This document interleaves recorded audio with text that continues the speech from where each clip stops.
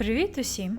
Сьогодні я хочу розповісти вам про щось справді корисне – культурні особливості та лайфхаки, які допоможуть вам адаптуватися до життя в Китаї. Якщо ви плануєте подорож, переїзд або просто цікавитеся цією країною, це відео точно для вас. Я живу в Китаї вже 6 років і хочу поділитися з вами тим, що я дізналася за ці 6 років, що я тут живу. Почнемо? Як спілкуватися з місцевими, якщо ти не ідеально знаєш мову? Перше і найважливіше, ви не обов'язкові знати китайську мову досконально для того, щоб спілкуватися з місцевими. Багато хто, у тому числі і я, живучи тут дуже багато років, досить не знають мову на високому рівні. Тож вам не варто про це хвилюватись. Ось декілька лайфхаків, які я використовую у своєму житті. Перше. Використовуйте жестову мову. Жести – це справжній порятунок. Наприклад, якщо ви прийшли в ресторан і хочете зробити замовлення, то можна просто вказати на меню та пальцями показати кількість. Китайці дуже терплячі до іноземців, які не розмовляють їхньою мовою. Тож, якщо ви не знаєте мови, то можете просто це показати руками, жестами, та вони вас заодно зрозуміють. Друге. Використовуйте перекладачі. Додаток, як от Google Translate, не працює у Китаї. Та і все інше, що зв'язано з Google, тут теж не працює. Але тут є і свої аналоги. Так, наприклад, WeChat Translate.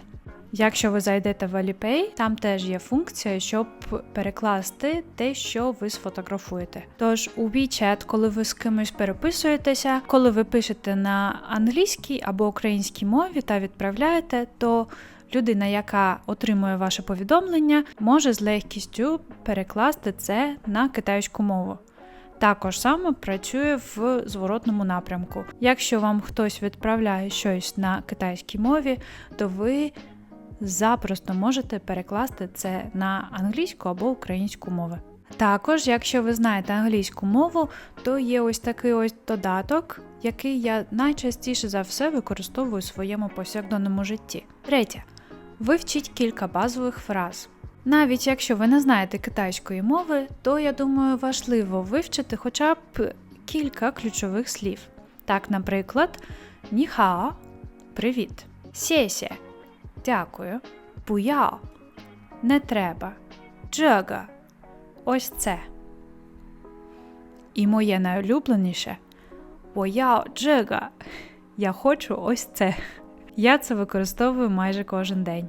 Ці прості слова та висловлювання просто відкриють вам усі двері. І ви почуєте від усіх «Вау, у тебе така гарна китайська!». Четверте. Говоріть повільно і чітко. Якщо ви намагаєтеся говорити китайською, то не поспішайте. Китайці цінують ваші зусилля, навіть якщо ви помиляєтесь. У мене часто бувало таке, що я неправильно ставила тон. Але мене усе одно розуміли, бо я говорила повільно. Але також бувають такі випадки, особливо з людьми похилого віку, що скільки ти не говориш, навіть якщо правильно, навіть якщо з усіма тонами, вони усе одно вас не зрозуміють. У такому випадку вам краще знайти когось помолодше. Тоді вони вас 100% зрозуміють. П'яте. Не бійтеся питати про допомогу. Китайці дуже доброзичливі. Якщо ви загубилися або не можете знайти потрібну вам адресу, зверніться до молоді. Багато хто з них знає хоча б базову англійську або хоча б допоможе вам, вкаже, куди потрібно вам йти. А ще завжди майте з собою десь записану адресу або на фото, щоб з легкістю показати її таксисту або перехожому. Адреси зазвичай дуже довгі, та я, мабуть, не знаю усіх іерогліфів, що там використовуються, тому я заздалегідь відкриваю карту і коли я вже сідаю в машину таксиста, то одразу показую йому карту з адресою, яка мені потрібна. У такому випадку мені навіть говорити не потрібно. Або краще замовте у цьому додатку Didi. Там можна і адресу вбити, і заздалегідь дізнатися ціну за вашу поїздку. При посадці в таксі вас тільки запитають ваші останні 4 цифри телефону, щоб підтвердити заказ. Чим відрізняється китайська культура від української? Китайська культура настільки багатогранна та відмінна від української, що майже кожного дня я відкриваю для себе щось нове. Ось кілька моментів, які мене вразили більше за все. Перше – сімейні цінності та ієрархія. Сім'я в Китаї – це основа всього. Тут усе просякнуте глибокою повагою до старших. У важливих рішеннях родина має завжди великий вплив, так, наприклад, у виборі роботи або партнера. Для мене це було трохи незвично, бо у моїй культурі більше ціниться свобода вибору у таких питаннях. Ще одна особливість – повага до ієрархії. Наприклад, у розмовах з батьками чи начальством місцеві часто використовують дуже формальні, ввічливі вирази. А вже ж це залежить від випадку до випадку, але, як я помітила, сім'я в Китаї – це дуже важлива частина твого життя. Друге – колективізм проти індивідуалізму. У Китаї завжди відчувається дух команди, і це проявляється буквально в усьому.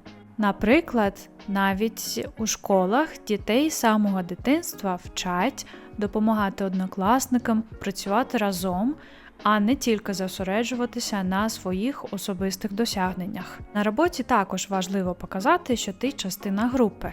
Якщо в нашій культурі приділяють більше уваги індивідуальності, то тут у першу чергу оцінюють твою здатність працювати в колективі.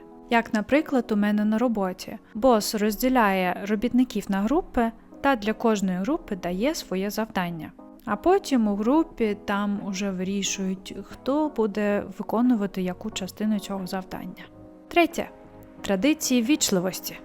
У Китаї неймовірно важливі культурні деталі. Наприклад, перед тим, як розпочати їсти, заведено чекати, поки старші за столом не розпочнуть їсти. Якщо ви наливаєте комусь чай, потрібно залишити чайник ручкою вбік, щоб це виглядало ввічливо. А ось дарувати подарунки потрібно з обережністю. Ніколи не даруйте годинники чи ножі. Це символ розриву стосунків або відліку до кінця. Для мене спочатку це було важко запам'ятати, але з часом такі нюанси стали справжнім способом показати повагу. Такі маленькі моменти для іноземців спочатку буде важко помітити, бо в нашій культурі все по-іншому. Але чим більше вивчатимеш культуру, тим більше будеш у неї вливатися. Четверте – їжа як центральний елемент життя. Їжа – це щось більше, ніж просто втамувати свій голод. Кожна страва в Китаї має свою історію та свою філософію. Тут їдять разом, ділячись стравами на загальному столі. Це створює відчуття спільності, що дуже важливо для китайців. Це як я бачила жартівливе відео про іноземців, які прийшли в ресторан в Китаї, та замість того, щоб брати з кожного блюда потрохи, вони взяли по цілій тарілці. Тож, не будьте як ті іноземці, тепер ви точно знатимете, як правильно їсти в ресторані в Китаї. When white people eat at a Chinese restaurant, that's the whole walk. Why are they not sharing a whole steamed fish alone? So who is gonna tell them? А ще китайська кухня дуже багатогранна. Ви можете тут скуштувати абсолютно всі смаки, від солодкого до гострого. Та кожен регіон має свої особливості. Наприклад, у Сичуані їжа дуже гостра, а на півночі люди частіше їдять локшину та пельмені. 5. Ставлення до часу та планування. В Україні час сприймається як щось структуроване та чітке. Запізнення часто сприймається як неповага. У Китаї ж до часу підходять більш гнучко.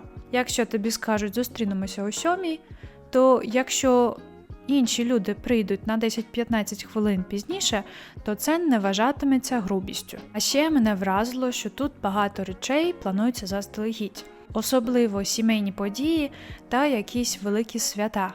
Так, наприклад, китайський Новий рік. Але у повсякденному житті плани часто можуть різко змінюватися. Це те, з чим я досі не можу змиритися. На роботі можуть різко сказати, що завтра у вас збори. Тож, якщо у тебе інші плани, потрібно буде все відміняти. Або колеги сьогодні ж раптом запрошують кудись сходити. І може для когось це не проблема, але я полюбляю планувати усе заздалегідь, не тільки свята. 6. Особлива увага до навчання та самовдосконалення. Освіта в Китаї – це просто справжній культ. Навчання для багатьох є найважливішим етапом у житті, тому діти можуть проводити за підручником від 10 до 12 годин в день.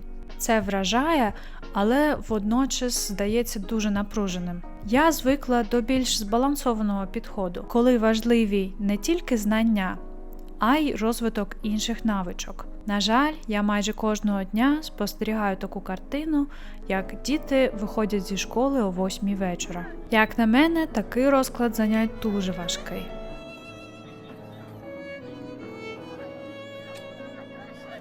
Що цікаво, кілька років тому почали закривати тренінг-центри, куди діти ходили на додаткові заняття. І тепер замість додаткових занять вони днями сидять у школах. Мені стає трохи сумно, коли я про це думаю. Бо коли я навчалася у школі, після того, як уроки закінчувалися, у мене був час не тільки на те, щоб зробити домашні завдання, а також щоб піти погуляти з друзями. Але тут я не думаю, що у дітей є час на щось інше, окрім навчання.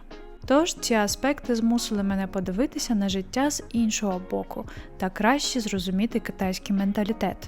Китайська культура може бути дуже незвичною для нас, але саме ця відмінність робить її такою цікавою і унікальною. Китай – це країна, яка щодня дивує, змінює твоє уявлення про світ і змушує вчитися новому. Я хочу підкреслити, що життя в іншій країні – це не лише виклик, а й можливість розширити свої власні горизонти. Китайська культура навчила мене терпіння, розуміння інших і здатності цінувати деталі.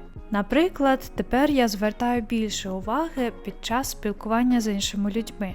На те, як сказати чи зробити щось, щоб це було не просто ввічливо, а й з повагою до їхніх традицій. Якщо узагальнити, то головний секрет життя в Китаї – це адаптивність. Тут важливо бути готовим навчатися і задавати питання. Чи це стосується вивчення мови, чи розуміння звичок. Китайці завжди оцінять ваші зусилля. Також не бійтеся помилятися. Помилки – це частина вашого шляху. Я пам'ятаю, як на початку я не розуміла, чому люди не дякують так часто, як я звикла. Але потім я зрозуміла, що слово «дякую» залишають більш для формальних ситуацій. А в повсякденному житті подяка висловлюється через дії. А якщо ви плануєте переїзд до Китаю або просто цікавитесь цією країною, моя порада – сприймайте все з цікавістю, а не з критикою. Кожна культура унікальна, і коли ви приймаєте цю унікальність, вона стає частиною вас. І найголовніше – будьте відкриті до людей. Китайці дуже доброзичливі, коли бачать, що ви хочете вчитися та хочете спілкуватися. Навіть мінімальні зусилля, як от сказати кілька слів китайською або спробувати якусь місцеву страву, можуть стати початком нової дружби. Я сподіваюся, що мої спостереження та лайфхаки були корисними для вас. Якщо у вас є питання або ви хотіли б дізнатися більше про Китай, то залишайте свої коментарі під цим відео. І пам'ятайте, кожен новий крок у незнайомій культурі робить вас сильнішими, гнучкішими і більш відкритішими до світу. Дякую за те, що провели цей час зі мною.